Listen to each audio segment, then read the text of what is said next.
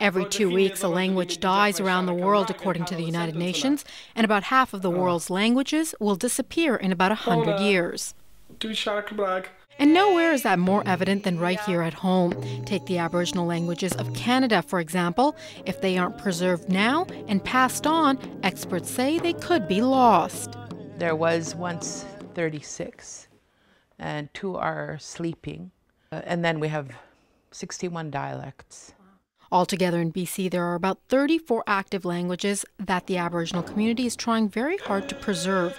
And one of the best ways to preserve it is to pass it on to the young ones. The young people don't hear the language as much anymore. Over at the University of Victoria, there's a flurry of activity as friends and family gather to celebrate the graduation of loved ones.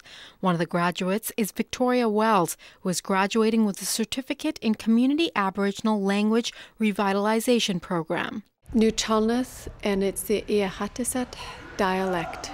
These are the languages she's in the process of learning from her 2 aunts, Josephine George and Fidelia Hayopis. It's important for me because it's where my mom comes from. It reflects who she is, and it was one of the pieces that was taken from her and from our family through the residential school system. She believes there is information about her identity, culture, family, and more inside the languages, and she hopes to one day pass it on to her children. Competing with Xbox, but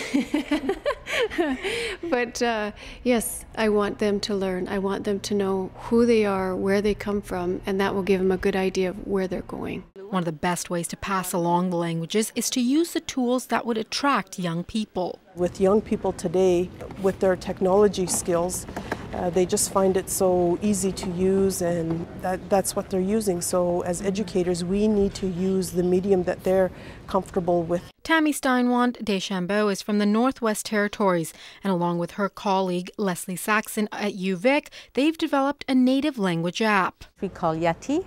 It's an app for the Tlinchon language of the Northwest Territories. With over 200 downloads since the app debuted at the end of May, Saxon says it's a good sign that technology is reaching the next generation. Many organizations have been developing apps and other kinds of technological goodies for promoting the language. You know, young people are the heart of a language. That's where the language grows. Lorna Williams has helped develop firstvoices.com, a website that has pictures, sounds and phrases of most of the Aboriginal languages in BC.